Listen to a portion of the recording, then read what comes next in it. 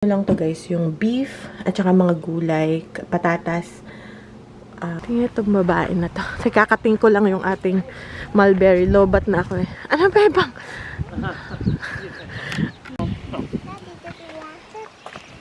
Nag-harvest na si Ben ng cucumber.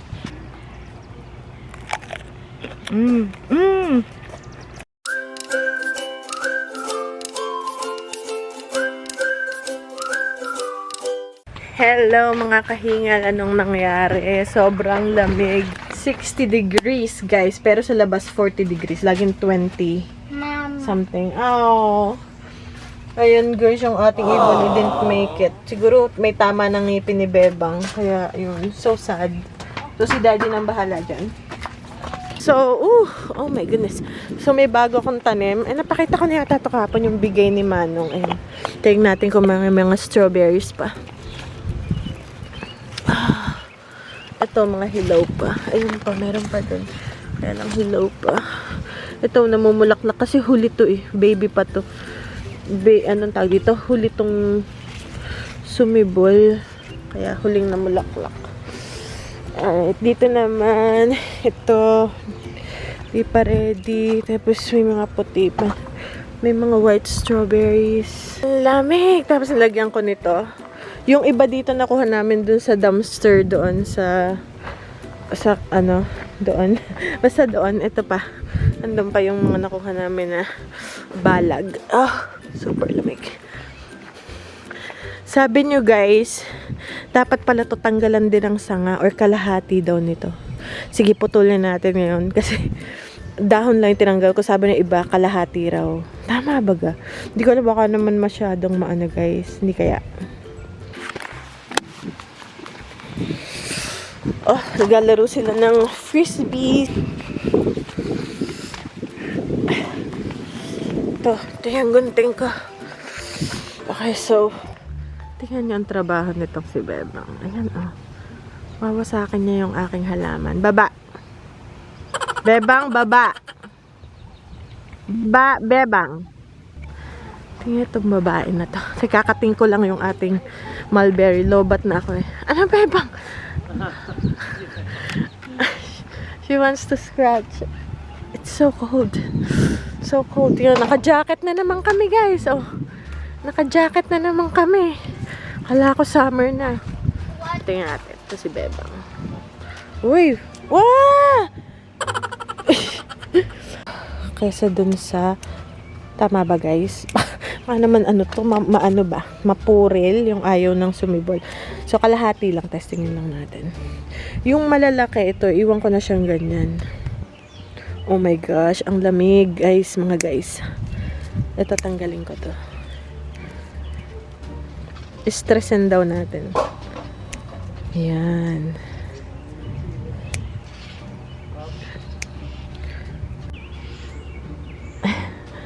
Ayan sila, taglamig na naman mga guys.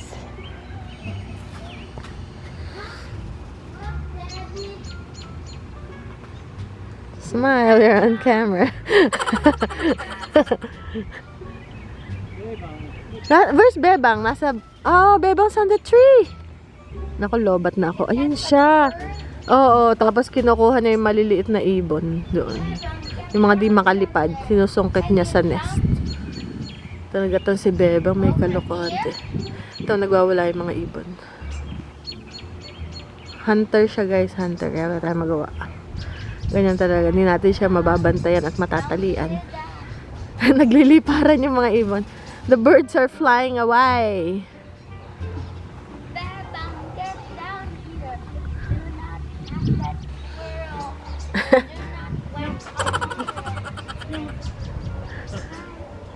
Where is she? Oh, there.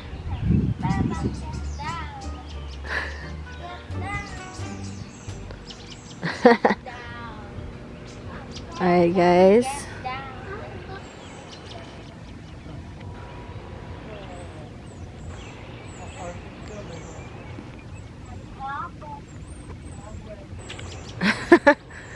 Yung bagong sibol niya. 3 days ko siyang kinat. May sibol na ulit na ito. Ayan, May sibol na siya ulit na dahon. So hopefully Meron na yung kasamang bunga. Hopefully. Kung hindi, okay lang guys. Hindi naman ako nagmamadali. So, okay lang. Okay? Hindi tayo nagmamadali. So, yan. Kinalbo ko na siyang tuluyan. Kinakausap ni Kuya si Bebang. Talk to Bebang. Maybe she'll listen to you. Ito naman. Kalahati lang. Kasi ito medyo mas baby pa to. To get down. Oh, Daddy will catch her. Kasi to guys, baby pa to eh. Baby pa to. Oh, dami. Kuya, do you want a jacket? No. Baby pa to guys. Kaya hindi ko siya makat ng todo. Ito sa baba. Tanggalin natin. Ang talbos ng kamote. Late kasi ako nagpatubo this year. Tingnan nyo. Ngayon pa lang siya umuusbong. Nakalutang lang siya dyan. Pasok muna ako. Maglilinis pa kami ng garage. Oh. Ito na yung mga so ito guys yung mga nasort namin kahapon na ibebenta sa garage sale. Ayan, ayan. Ito meron dito yung galing sa dumpster ng mga baso. Ito pa. So yan. Ito naman from ano yung clearance. Tapos ito pa. Isosort ko pa ito lahat. Yan. Ito pang garage sale. Lahat yan. Meron pa doon. Sort ko pa. Hindi pa kami tapos. So ngayon namin tatapusin. Hello guys. Good morning. So kakagising lang natin. Sobrang malamig. Checking ko lang yung garden. Dahil sobrang lamig kagabi guys. Make sure okay sila. 2 days lang malamig. Hopefully ngayon medyo mainit-init. Okay. Ito yung greenhouse na iwang bukas. Iba-iba yung panahon. Biglang lumamig ulit. Okay, so for sure checkin to ng mga bata. Ito ang ating strawberries. Gusto nila medyo malamig guys ang strawberries. Nihintay ko lang. May bibili na ako guys na raised bed for the second garden. Ayun, yung wood chip garden natin. Lilipat ko to sa lupa para lumago siya ng malago. Kasi kita ko yung difference niya. At saka kung nakatanim siya sa malawak na lupa. Ganito medyo malaki yung container niya. Tingnan ang laki ng dahon. So, ganyan. Okay. Ito wala pa rin. Pwede na siguro tong harvest. Ito yung cucumber na ito. Kasi ito guys, cucumber na ito. Ano siya eh. Maliit talaga yung bunga niya. Yun yung variety na maliit. So yan guys, di ko nakanaya ang lamig sa labas. So pumasok na ako. Tapos kagabi, bago ako matulog, nagsalang na ako ng slow cook na na beef, yung lean na beef. Yan natin yan. In-slow cook ko parang stew. So beef stew today para hindi na ako magluto. So kagabi overnight naluto na siya. Ito lang to guys, yung beef at saka mga gulay, patatas, celery, salt and pepper. Tsaka hindi ko siya nilagyan tubig kasi alam ko magtutubig siya dahil ng mga vegetables at saka ng meat. So, ang gamit ko is super lean na meat. Wala siyang taba at all. Ayan. So, gato na yan for sure. Ayan. Tsaka may konti yata itong tomatoes, yung frozen na konting potato at konting tomatoes. Naluto ko na to before kaya hindi ko na pinakita. And, lalagyan ko lang siya ng rosemary, dried rosemary leaves, at saka, konting salt. Meron tong konting salt. Yun guys. Lalagyan ko siya ng mustard. Yun guys, ang nagpapasarap sa kanya. Ang ating lunch for today. So, bagay sa stew, yung niluto kong stew, ang corn bread. So, magagawa ko ng corn bread. Ito yung cornmeal, at saka parang flour na hindi ako nangangati kasi meron akong gluten allergy. Though gluten siya pero hindi iba yung process ng gluten niya. Hindi siya binabad sa chemicals or something like that. Kaya ito yung parang approved sa akin. Wala akong masyadong reaction though. Minsan, parang may konti lang. Unlike, siguro dito lang parang that. Unlike pag yung regular na wheat, yung conventional, is nagkakaroon ako ng malaking hive set yan sa buong katawan. So, ito yung parang ginagamit din ng mga merong gluten intolerance. Pero depende kung gaano ka-severe yung gluten intolerance nyo o yung gluten allergy nyo. Okay, so umpisahan natin. So, gagamit ako ng 1 cup na cornmeal. Also, 1 cup na flour. Actually, pancake mix to. Ito yung ginagamit ko kasi flour din naman siya. Ano siya? Wheat blend oats, rye, buckwheat, wild rice, and flax. So, yan. So, yung gamit natin. Also, 2 teaspoon ng baking powder, a little salt, 1 egg, half ng isang stick ng butter. Ginagamit ko is nut milk. Ito yung Milkademia milk. 1 1/4 cups ng milk. And if you want to put sugar, maglagay na kayo ng sugar. Okay, guys? Hindi ko alam kung napakita ka na itong paggawa ko nito before. Pero lagi itong ginagawa. Pero feeling ko, baka meron one time na hindi ko napakita. Or never ko pong napakita. Hindi ko natanda, guys. So, kung napakita ko na at nakukulitan na kayo, skip nyo na muna itong process na ito. Same din pala nitong aking mga cornmeal. Nilalagay ko rin siya sa refrigerator after. Nilalagay ko rin. Ito yung iba ko. Ito yung parang oatmeal. Ito yung pizza flour. So, nilalagay ko siya sa refrigerator pagkatapos. So, 1 cup of cornmeal. And then, 1 cup nung flour. Kaya lang may mix yung sa akin kasi ito lang yung available ko. Pero, whole wheat or any flour na meron kayo, pwede din. Tapos, 2 teaspoons ng baking powder. Sa dalawa. Maglalagay rin ako ng konting sugar. Ganyan lang karami. Ayan. Depende sa inyo kung gano'n nyo ako gustong katamis. And then, meron din akong pink salt kasi yan lang yung available ko. Konting salt. Tapos, ito yung nut milk or macadamia milk. So, 1 cup. Pwede rin na cow's milk. Kaya lang, ito lang yung available ko. 1 1/4 cup. So, haluin muna natin while waiting for our butter. Kasi nakalimutan ko yung i-melt yung butter natin. So, haluin muna natin. And pwede naman natin ilagay yun panghuli. Okay.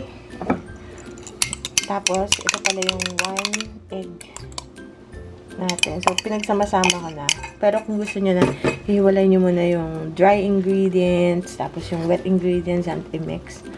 Syempre, okay na okay din. Pero sa akin, ganito ako magawa.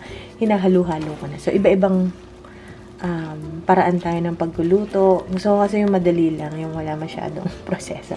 And yung end product naman is same lang. So, yun. Alright. So, hintayin lang natin yung melted butter. And then, ilagay natin. And then, ilagay lang natin siya sa ating pan.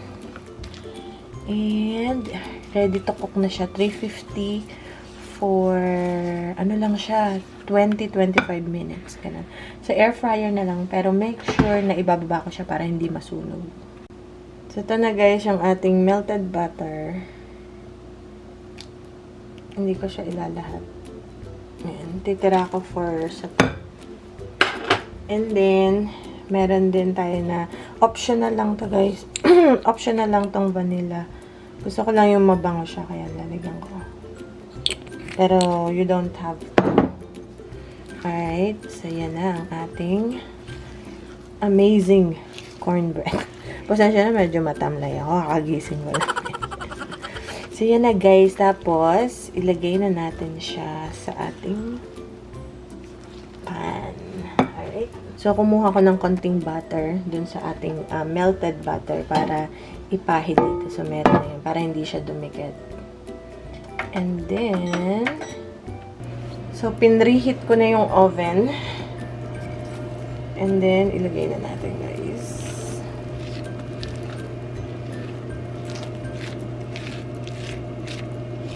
So, kung iba ang inyong pagluluto, syempre, iba-iba tayo guys. Okay? Alrighty. So, yan. Hindi sayang. Ayan na guys. So, ibibake na natin siya sa oven. Pinapainit ko na. Pinapainit ko lang. So, since maliit to, ang sabi sa recipe is 400 degrees for 18 to 28 minutes. So, dito naman, sa akin is 350 lang kasi maliit nga to. And, 20 minutes lang. Okay, guys. So, ready na. Kakabit-bit lang, ready na daw. So, you have to watch sa baba ilalagay. Alright. Ano to, guys? Kasi yung ibabaw medyo toasted na, tapos nag-crack na. So, papalamigin ko na siya, guys. Teka lang.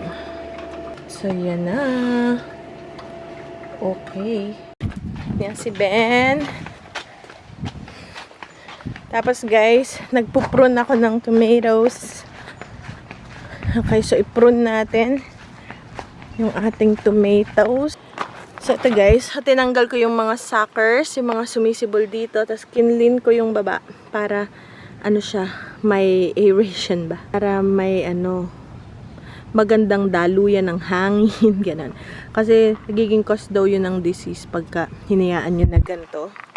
Ito yung puputulin pa natin. So, yan, tinanggal ko na. And gusto ko siya isa lang na puno. So, yung mga suckers, yung mga sumisibol na parang, gaya nito, kung ito hindi ko pinutol, ito, another branch dito yung tutubo. Mangyayari, maraming ang bunga, pero maliit yung bunga, hindi ganun ka-nutritious daw. So, yan, tinanggal ko siya hanggang dito. Huwag nyo namang masyadong kakalbuhin. Dito lang sa baba, para meron siya bagang airflow na nangyayari. Naks, parang expert. Tapos, ito naman yung sunod sa baba. Putulin din natin. Tsaka yung mga suckers. Suckers. Parang ang pangit pakinggan. Ganito sucker ito, guys. So, to. Nasa pagitan ng puno at saka nitong isa dito. So, yung nasa gitna yun yung sucker. Ayan. Pero puputulin ko rin to kasi for airflow. Ito, gaya nito, guys. O, magsasanga na yan. Magiging dalawang sanga. Which is, ayoko ng dalawang sanga. Kahit may bunga na siya, puputulin ko pa rin siya kasi gusto ko. There you go. Gusto ko, isa lang siyang diretso na sanga. Okay, so tanggalin natin to. Gaya to, magiging sanga tong suckers na sinasabi ba. Pangit talagang pakinggan, guys. So, tanggalin natin yan.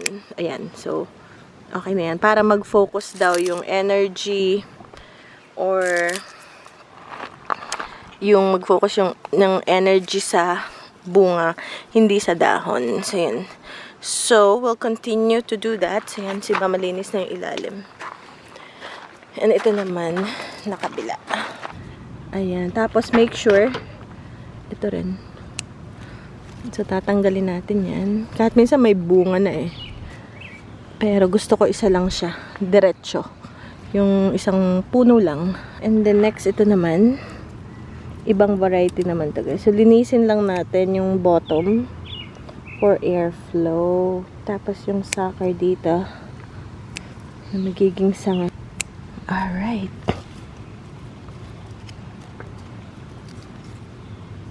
Meron pa dyan tumutubo ng mga kamatis. Iaanuhin ko na yun, guys. Diba? Yan. Kasi nagkukos ng disease pag masyado daw maraming dahon. Nagkukos siya ng disease. Careful, baka maputol na yung puno. Okay. Ito magiging sanga. So, ayaw natin ng... So, yan. Alright.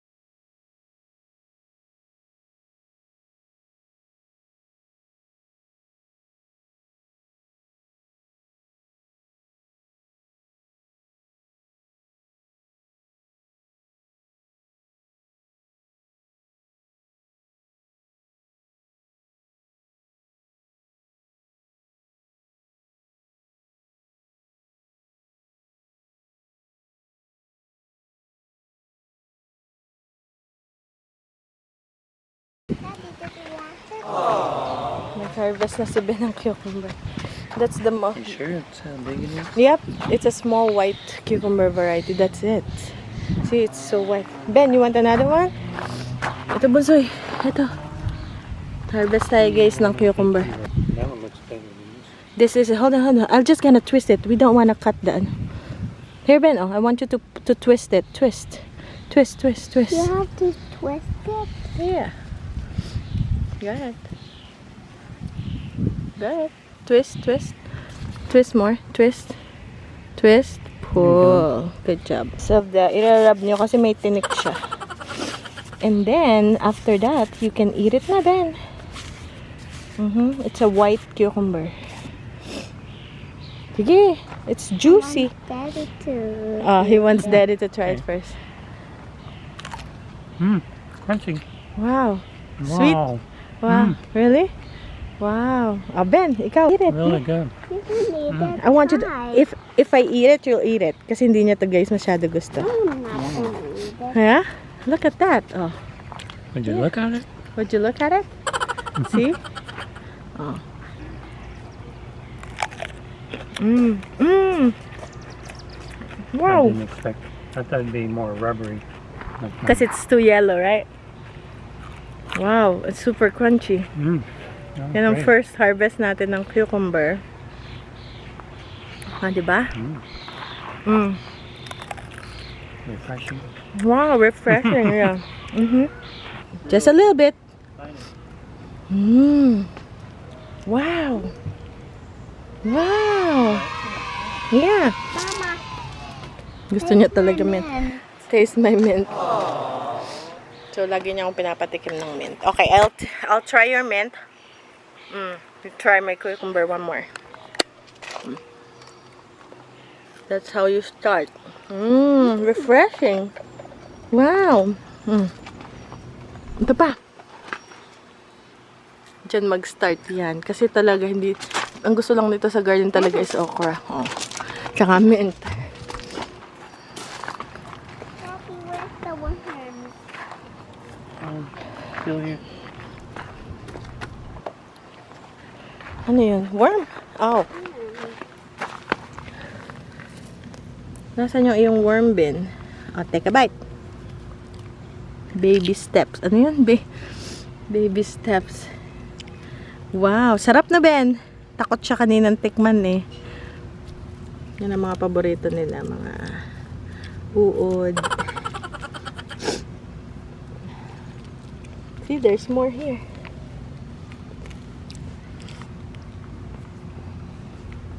Wow. May nakita si Kuya yung isang red raspberry. You want to try that? Yes. Yan lang ang ating harvest. Take the ano yung black. Yeah. Nice. Sweet. Sour. I like sour. Ito may isa pang strawberries. Ha? Eh, I don't have any more. Ito. Ito may isang natirang maliit. Sige, dukot. Dukutin mo. Oy, hold the plant. Hila. Hold natin yung plant para hindi mabunot. Yeah.